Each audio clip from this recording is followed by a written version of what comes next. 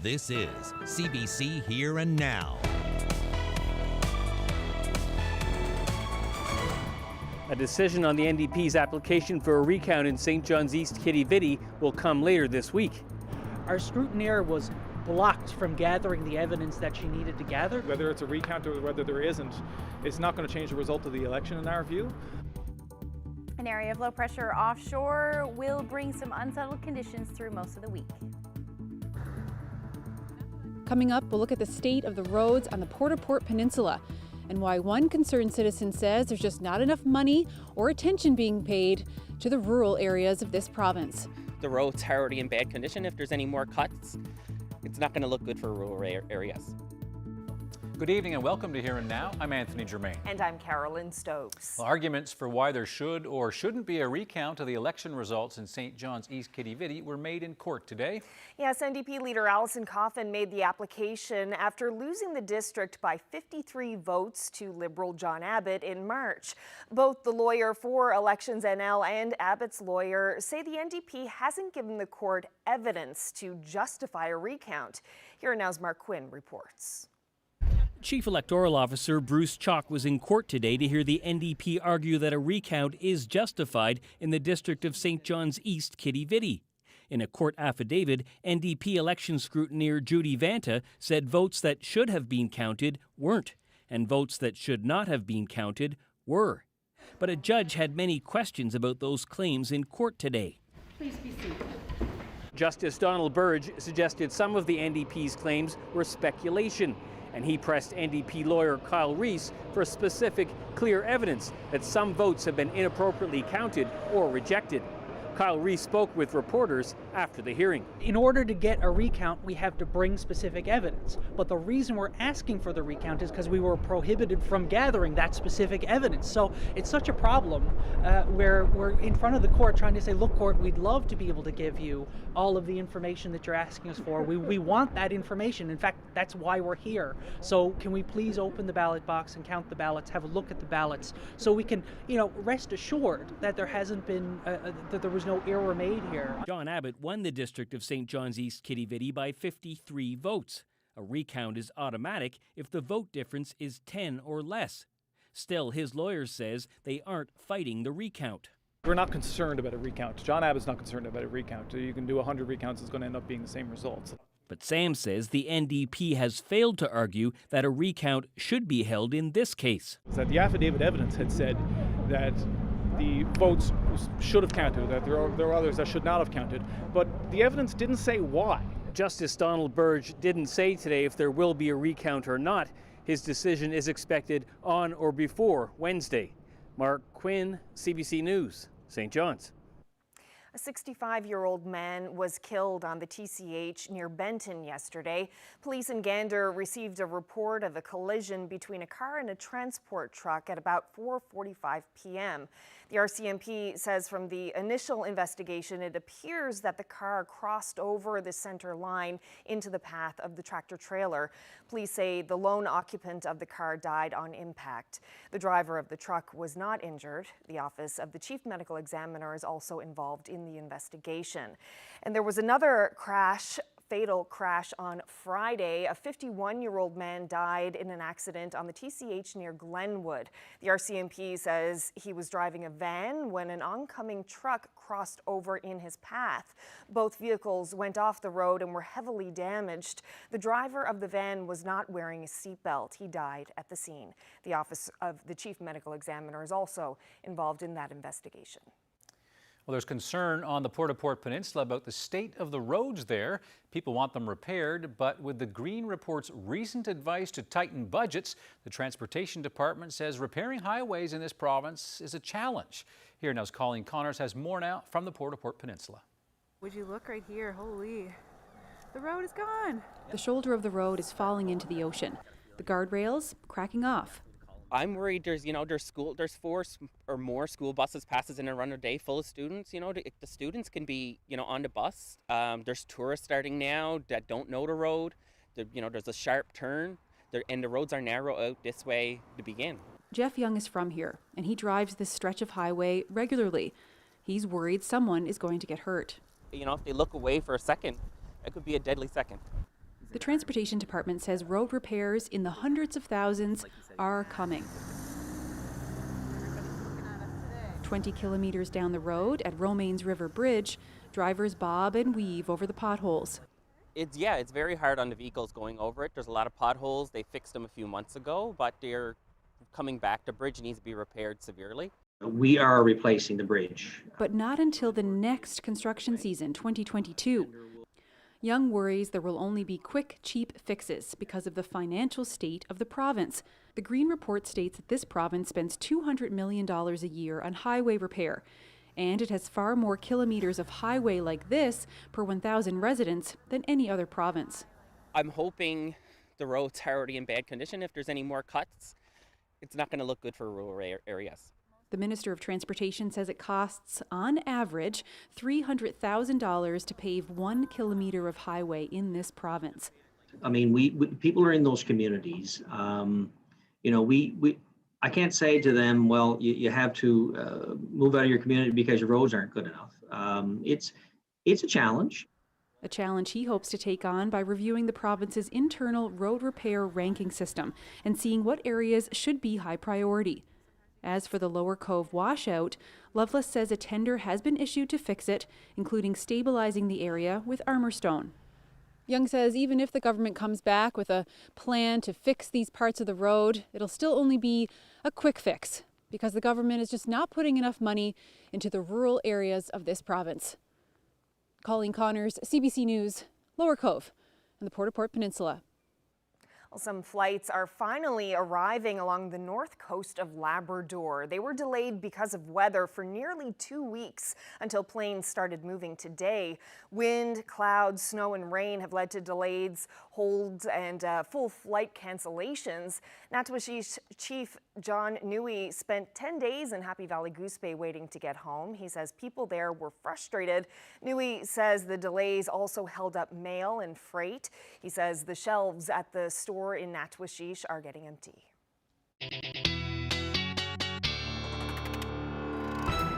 And the good news today is those flights have started moving again. The visibility finally improved this afternoon, and you can see unlimited now at the airport in Nain. Cartwright, though, you're seeing a little bit of lower visibility, and that's because we've got an area of low pressure offshore. It's been there, at least an area of low pressure has been offshore for the past week or so, and that's what's been seeing that what has been leading to that onshore flow for most of coastal Labrador. And we're seeing some cloud cover today too, thanks to that, and a few showers as well. And that will generally be the story as we head through the week. Unfortunately, that area of low pressure is going to stall offshore and continue to bring pretty much the same as we've been seeing over the past couple of days.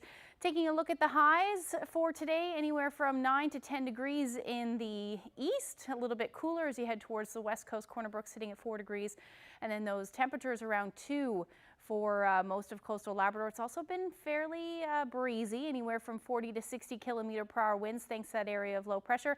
I'll get into all the details and tell you what to expect through the week when I come back. Thank you, Ashley. There are 3 more cases of COVID-19 to tell you about today. 2 cases are men in their 50s who traveled within Canada.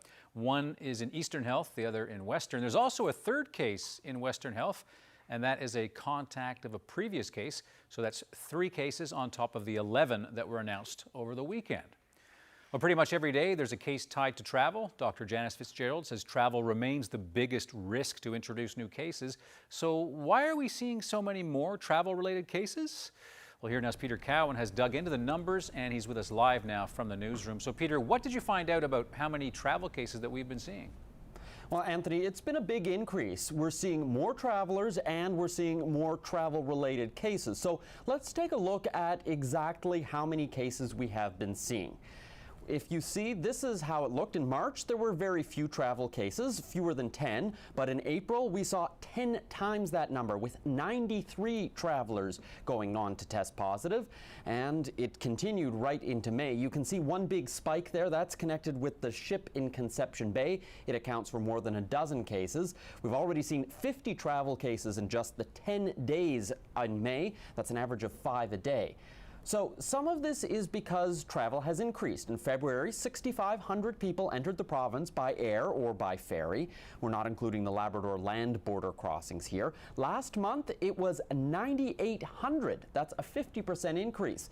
The government has said there are lots of reasons for that increase, from more rotational workers traveling to people returning after winter's away to students coming back now that classes have wrapped up and exams are largely over.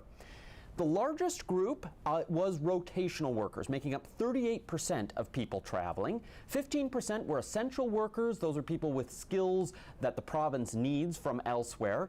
If you look at people from elsewhere with travel exemptions, that was only 3% of the people actually traveling. Those could be people, for example, who had to move to the province or needed to come to look after a sick relative. And then the other 44%, those would be other residents from Newfoundland and Labrador returning for other reasons. Now, the increase in travelers doesn't entirely explain the increases in cases, so I wanted to break down what exactly is the likelihood that a traveler arriving is going to go on to test positive. So in March, for every 1,000 people that arrived in the province, there was one new travel-related case of COVID-19. By April, that was 1 out of every 100 people arriving, so a big increase in risk. Now, this is likely because of other areas of the country like Ontario and Alberta, where they were seeing record high cases, and that's where a lot of our travel comes from.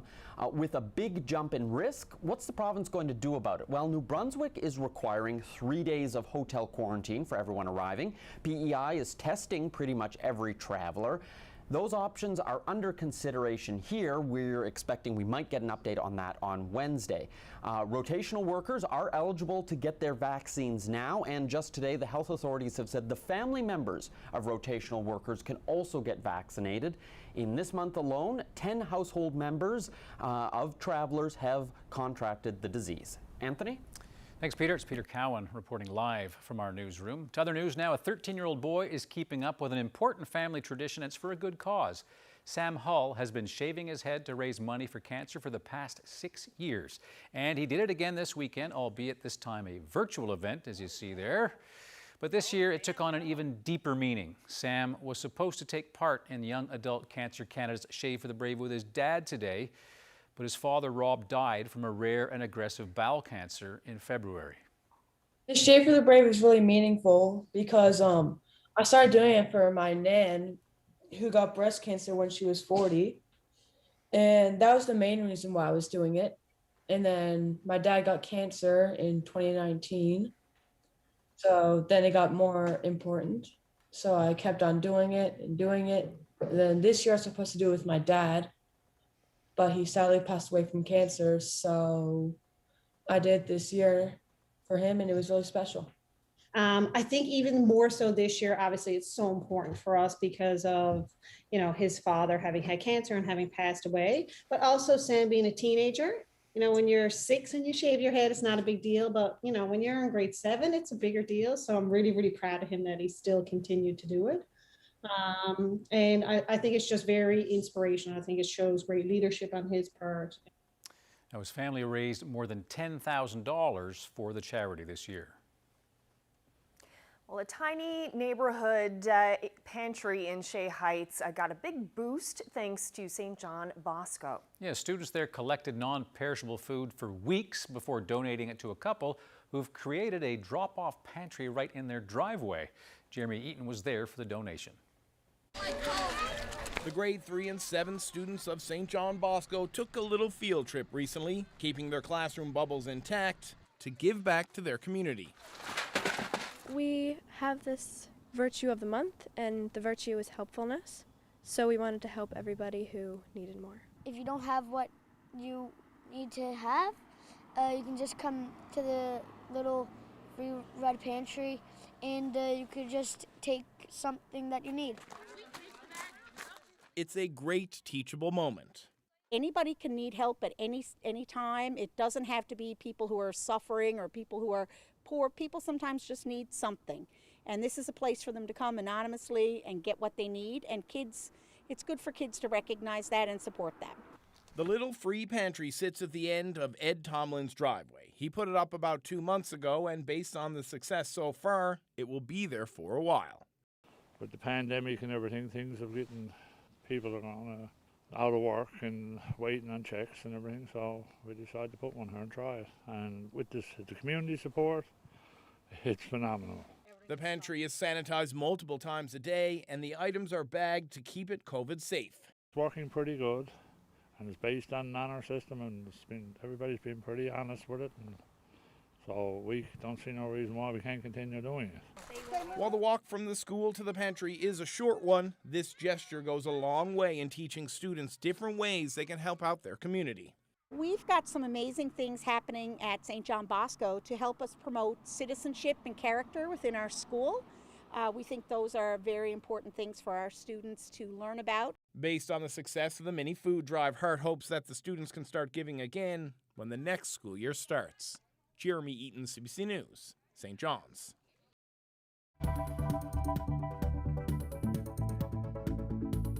They're very thin, very hungry dogs. There are just too many, and it needs to happen. We don't have any dogs on the island, and they have too many, so it's a win-win situation. More people have become pet owners during the pandemic. After Ashley's weather, flying in to find homes for Natwashish dogs.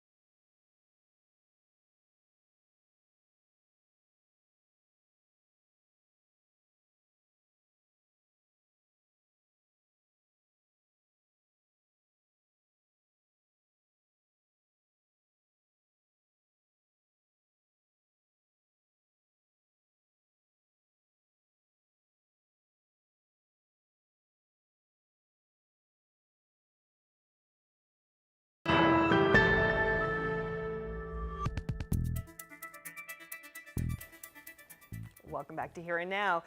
Well, there are a lot of proud hockey fans in this province today now that Alex Newhook racked up his first points as an NHL player. Just before tonight's game, and there is Newhook coming out.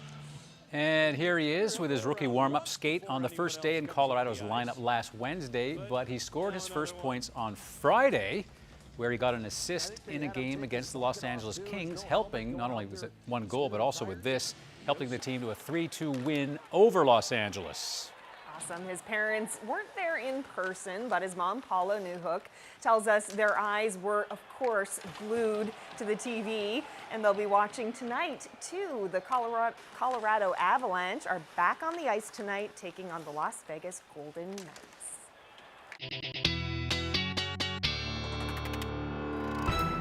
All right, Ashley's here with a look at the weather, but before we get to that, a major highway in St. John's was shut down for the day yesterday to clean up an area notorious for litter. Yeah, and there was a lot of it, from tires and car parts to plastic, pop bottles, and coffee cups. There were parts of a baby's car seat, a sofa cushion, and a tank laying around the Outer Ring Road. Yeah, the last big cleanup there happened in 2019. This time around, more than 100 workers took part in the cleanup from 7 a.m. to 7 p.m. The province says it will tally up the weight of all that trash collected when they bring it to the landfill tomorrow. Yeah, they picked up about 4,500 bags of garbage, which is approximately 90 cubic meters of debris, more than any other year. Incredible.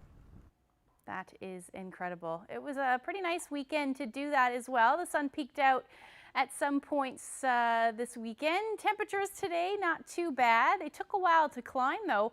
Earlier today, it felt chilly, only reaching a high near 9 degrees in St. John's, but once that sun came out, it felt a lot nicer, reaching the double digits through Terra Nova and Badger. Corner Brook sat around 4 degrees for most of the day, and then those temperatures between 2 to 5 degrees across most of Labrador along the strait. A little warmer, about 6 to 8 degrees through this afternoon. Now, those current temperatures are pretty much sitting there right now. They will drop, though, as we head through the overnight tonight. We're looking at those temperatures cooling off a few more degrees as we head through the overnight. But that area of low pressure spinning offshore that I showed you a little bit earlier is bringing lots of cloud cover up across Labrador, and then swinging some cloud cover as well for parts of the northern coast, northeast coast, even a few showers earlier today for eastern Newfoundland, at least the northern portions of eastern Newfoundland. That area of low pressure is going to stay there for the day and through the overnight tonight. So we're going to see the areas of showers, flurries, even some fog for southern coastal areas of Labrador. And then towards central Labrador, you're looking at the potential for some flurries overnight tonight.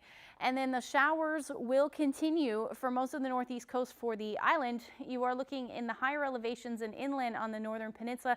You could see that mix with some snow at times as we head into the early morning hours. But overall temperatures tonight will be sitting anywhere from 0 to 4 degrees across most of the island, the coolest being in the southwest. The winds are going to ease, but they're going to stay a little bit breezy for eastern areas. Out of the west, about 20 to 40 kilometers per hour as we head through the overnight tonight. Going to keep that potential for some showers in through central, but overall partly to mostly cloudy skies will be the story.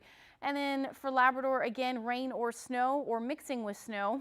Could pick up a couple of centimeters for sure tonight for eastern for areas along the coast, and then towards central Lab City, you're looking at just flurries overnight with your winds somewhere between 15 to 20 kilometers per hour. So through the day tomorrow, area low pressure is still there, going to bring the potential for unsettled conditions for most of Labrador. Essentially the exact same thing that we're seeing today as far as some rain or mixing with some snow through the afternoon. Like I said, not too much in the way of accumulation, but a couple centimeters here and there certainly possible. It looks like tomorrow should stay cloudy for the most part for most of the island, except the south coast and southern areas of the Avalon, as well as the metro area. We'll likely see some sunshine through the afternoon, but some cloudy periods certainly will roll through, and then that risk of showers will continue as well, certainly for the northern peninsula, and again in those higher elevations and further inland, you will see that risk of a few flurries in the mix, certainly along the long range mountains. Taking a look at the temperatures into tomorrow, should reach the double digits for most of eastern Newfoundland. 10 to 12 degrees it looks like as the daytime highs. Although again, it will be a little bit breezy, 30 to 50 km/h westerlies through the afternoon. Otherwise, the potential for some rain or drizzle, and then again, a few flurries in the mix for the northern peninsula. Anywhere from 4 to 9 degrees is the daytime highs, and then 3 to 5 across Labrador with that snow through the afternoon. So I've been talking about that area of low pressure. This is the blues, we'll say, are the areas of the upper levels that are in the low pressure. That sticks around right through the week into Thursday, and then even further as it essentially stalls, or a couple of areas of low pressure stall and keep us in that pattern. So that does mean things will be a little bit unsettled, but that doesn't mean we're not going to see the sun either. I'll get into all of those details when I come back.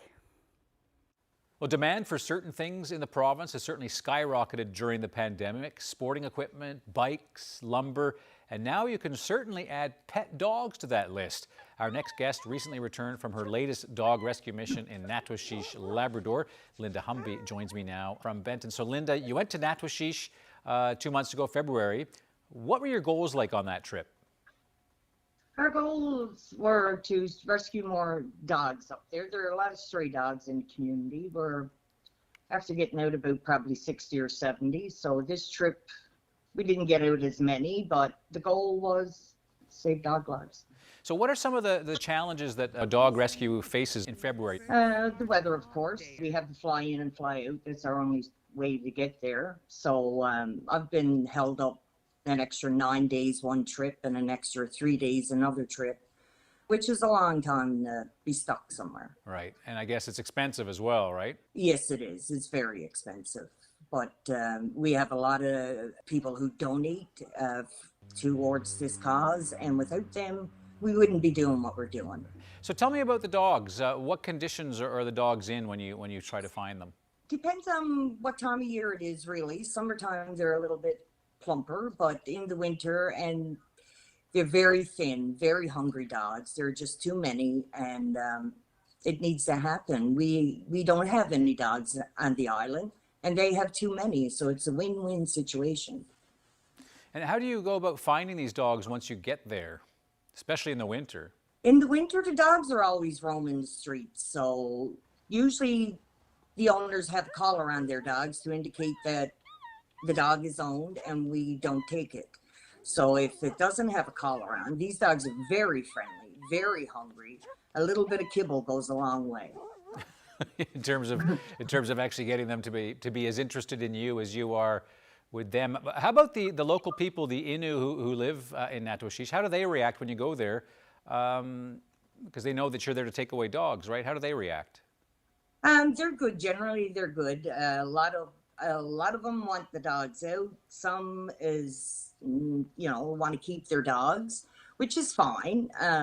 But the limit is too high of dogs up there. Like, there are just too many street dogs. The fire department, Brian Rich and Greg Rich, were super, super awesome. They helped us so much, on this project that we wouldn't know what to do without them this trip.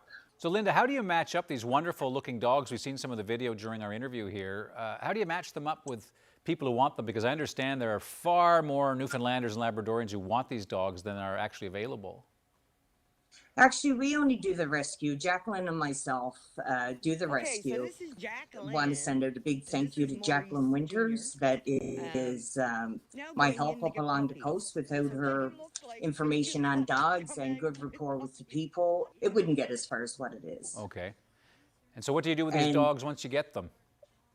We fly them home to Gander. I ended up keeping 17 of them in my backyard this last trip. It was much easier than driving back and forth to Gander to feed and water. And we got home Thursday and they were gone by Sunday. All right, so a big stopover at your house before they go on. So my understanding is there are thousands of Newfoundlanders and Labradorians on waiting lists to try to adopt dogs. Do these dogs get snatched up pretty quickly? Yes, they do. They do not last long at all. These are very, very well-mannered dogs, believe it or not. I'll always have a dog from Natchitoches. They're great dogs. Yeah, I saw a few myself when I was there recently. Listen, Linda, pleasure to talk to you. Good luck with your future activities, and thank you very much. And thank you for having me. Bye now. Now, as Linda mentioned, a charter flight costs $20,000, and her group relies on donations at NorthAtlanticRemoteVetServices.com. We started getting requests from new arrivals in Canada. I was getting the meal and I was doing my fasting also. Quarantine during Ramadan, Memorial's Muslim Student Association is making sure new students can isolate properly while maintaining the Ramadan fast.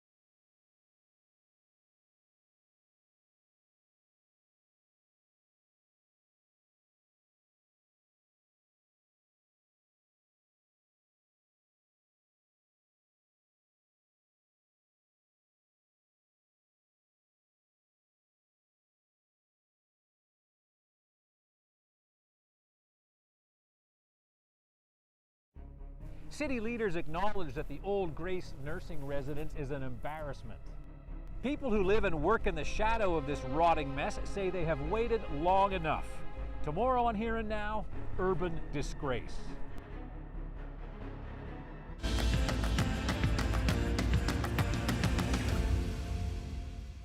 Well, the 2-week quarantine requirement is tough on most travelers to this province, but imagine being an international student arriving here with no family or friends to bring you food and supplies during quarantine.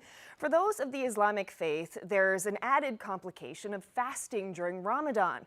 MUN's Muslim Student Association and the restaurant NJ's Kitchen saw that need and stepped up to help. MSA is trying to help students throughout the year, but Ramadan is a time of the year that's, for us, it's a really festive time of the year. We fast for a month.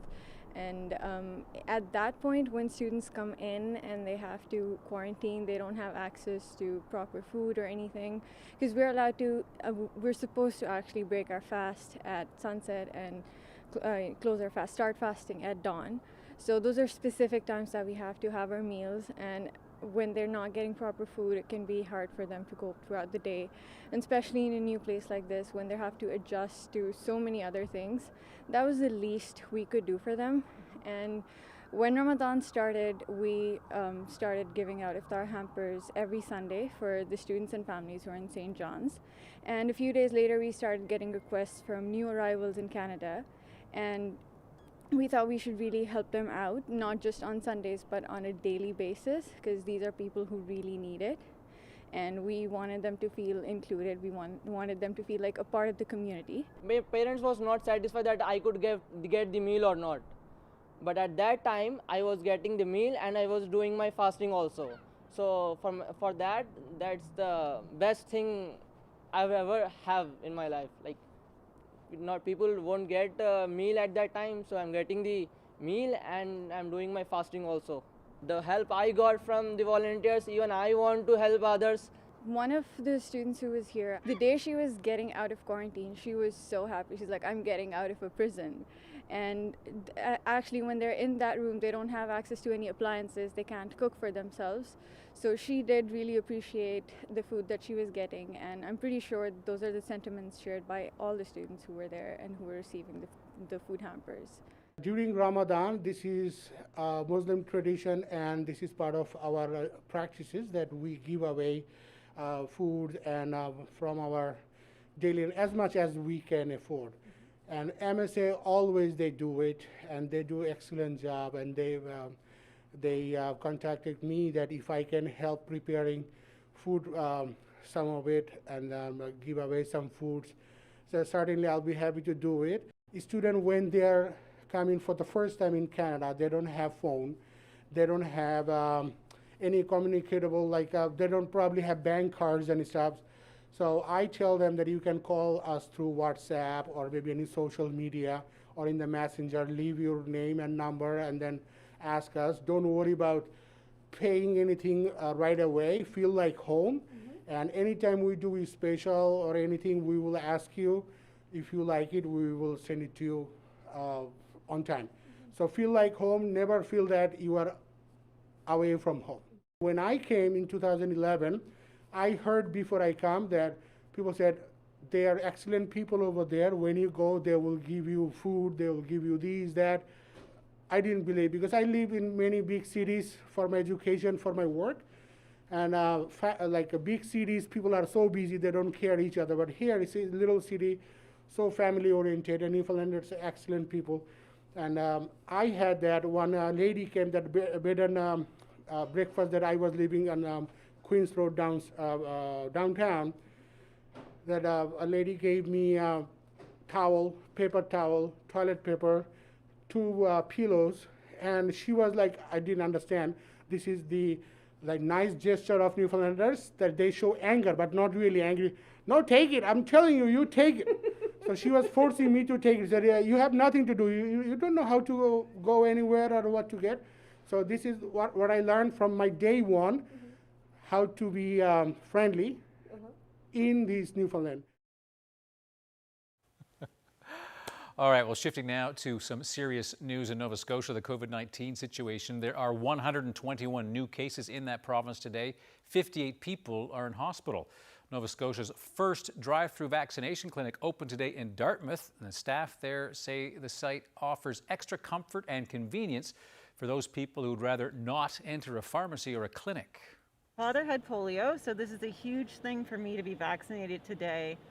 He suffered as a child, and I think that all of us should be really stepping forward to be vaccinated against this. It's the one thing that we can control right now. We might not be able to control much of our environment, however, we can control the fact that we can get vaccinated.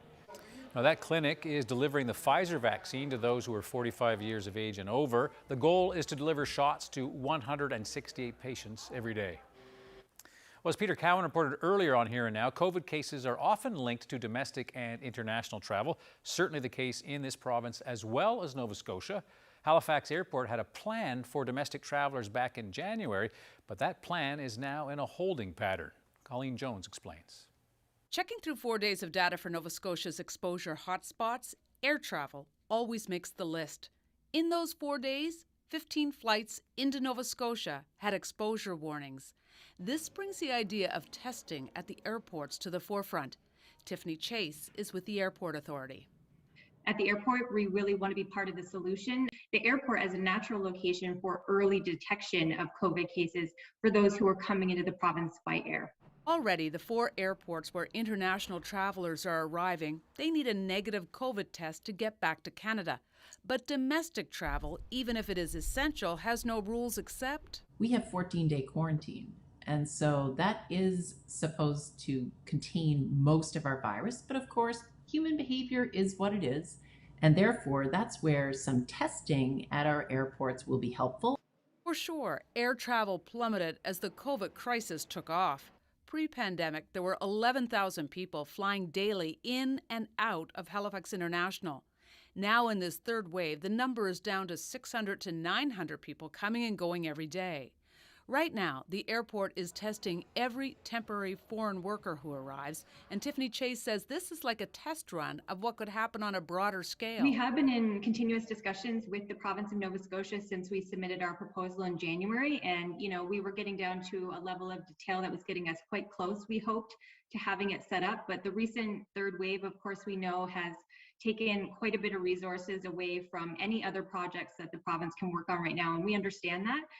Anywhere where people move into our province from other places where there might be more virus, that is a risk to the province, and we have to have a long and good think on how we're going to manage all of those, I think. And that might include not just testing passengers arriving by air, but all border points, both land and sea. Making sure that we do border testing. Airports are one place, but it's not the only border. And I think we need to have a very comprehensive plan for all borders and not just the airport. I'm sure we can get that going as we start to get our own situation under control. No point of controlling the border unless we've got our own internal situation sorted out as well. In the meantime, the airport's ready. We are simply ready to go whenever the province is ready to set up testing at the airport. Colleen Jones, CBC News, Halifax.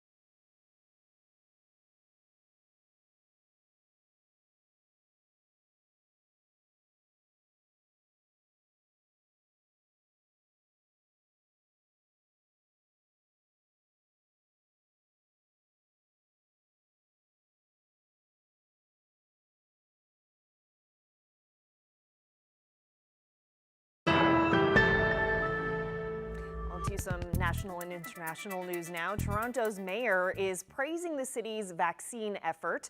On the weekend, it passed a milestone. More than half of the population have had their first shot. That's up 10% in just a week. More than 50% of eligible Toronto residents are now vaccinated. We passed that threshold this weekend, as noted. And as Chief Pegg will detail shortly, this week will be our biggest and busiest dose administration week, with more than 98,000 appointments in our city-run clinics alone. Thank you to all of our hospital and healthcare partners who are working with the city and with community organizations to get Toronto residents vaccinated. Our thanks go to every single resident who has stepped forward to get vaccinated when they became eligible. And of course, this is a non-stop effort. It is about saving lives. It is about getting life back to normal. It's about hope. It's about summer jobs. It's about family. And it's about good health. We are now laser focused on getting, as a city, to Premier Ford's new target for the province of 65% of eligible adults vaccinated by the end of this month. Well, England is moving to ease restrictions starting next week, and its Prime Minister says even more measures could be lifted by June.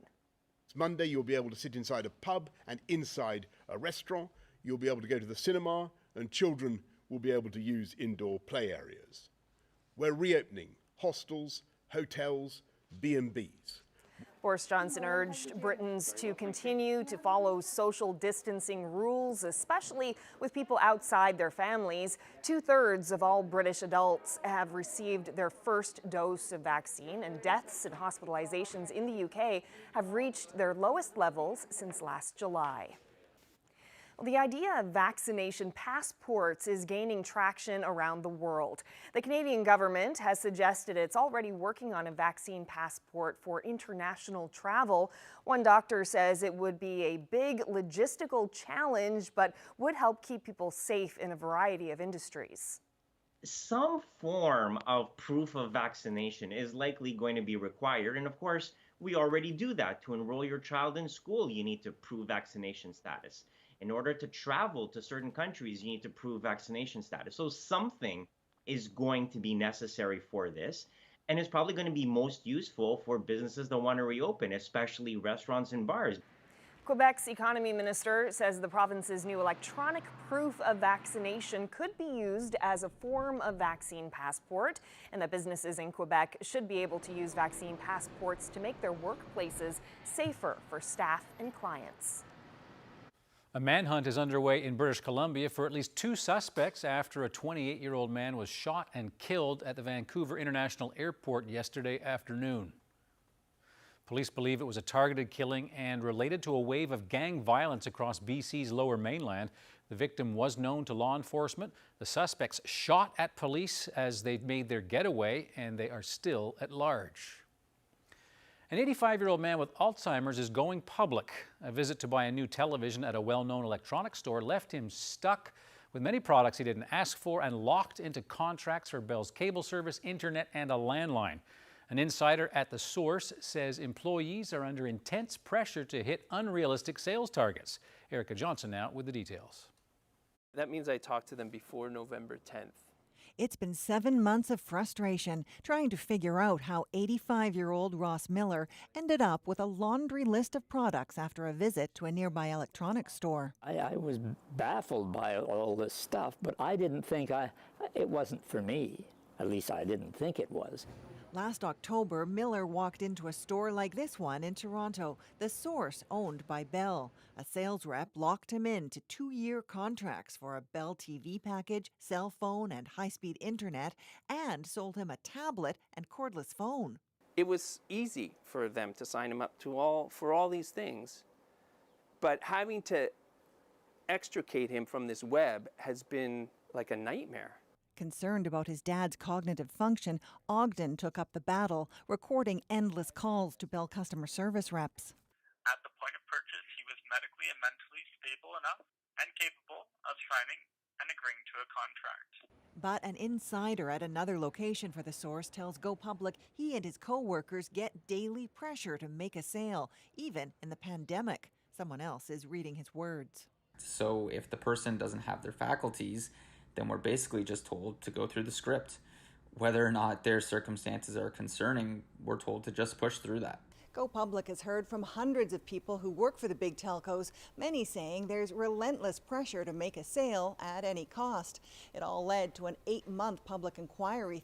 That would be unacceptable to consumers. Where the regulator said aggressive sales tactics harm consumers. Unrealistic sales targets hurt employees too, says this business ethics prof. The company should be the one to offer protection and support for their employees, rather than shifting all this financial difficulty and pressure towards their employee.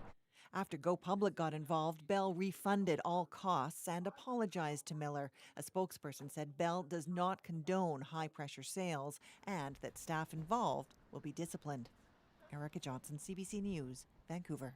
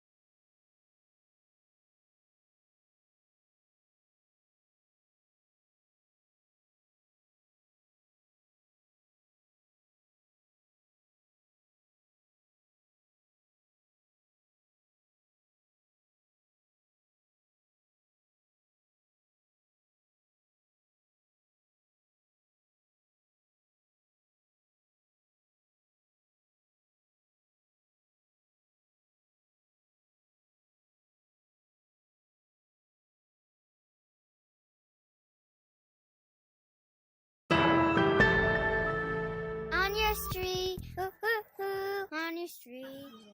Hi, my name is Harriet Red. I'm reporting for CBC.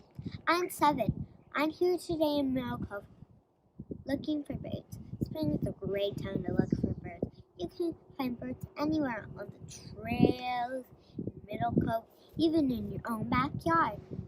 I have a bird watching backpack from the AC Hunter Library. It's so easy to get one. All you need is a library card to check one out. It has everything. It has binoculars. It has bird book. It even has bird bingo. Happy bird watching. Back to you, CBC. On your street. So cute. Bird bingo. Is that I like if these you little gestures. They're very sort of, yes, and now I'm going to model off my bird watching pack. And the binoculars, too, they actually match part of the outfit. That's fantastic. So sweet. Thank you so much, Harriet, for your wonderful report. Now, if you have a budding reporter or a bird watcher, as you just saw, we'd like to hear from them. Just head to cbc.ca/NL and click on our community page to get some more info.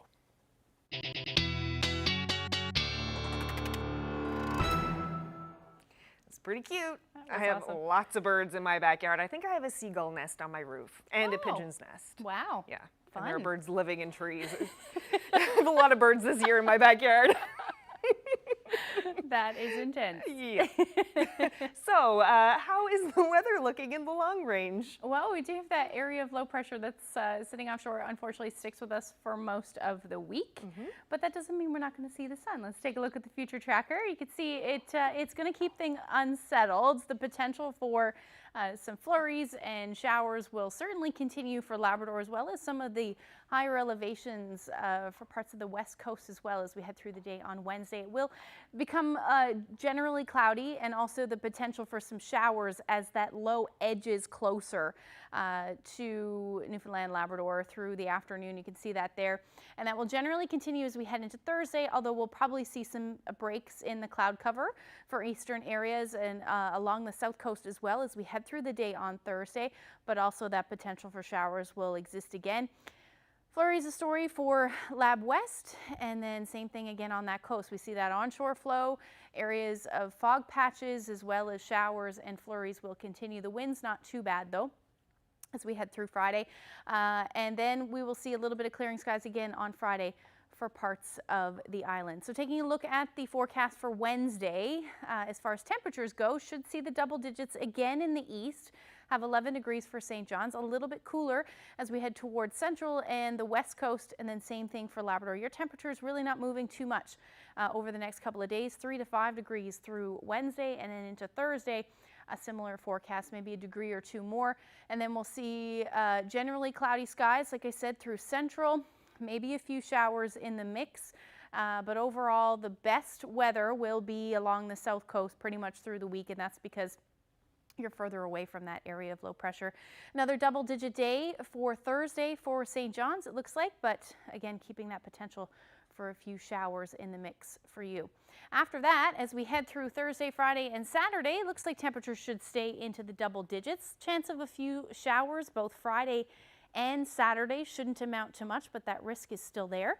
And then for central Newfoundland, you're looking at generally gray skies to end off the work week. 10 to 12 degrees will be the afternoon highs for you. And then into towards the west coast, a little bit more sunshine in play as we head towards the weekend. Both Friday and Saturday going to see a few peaks between 8 to 11 degrees as the daytime highs, so your temperatures will start to warm up.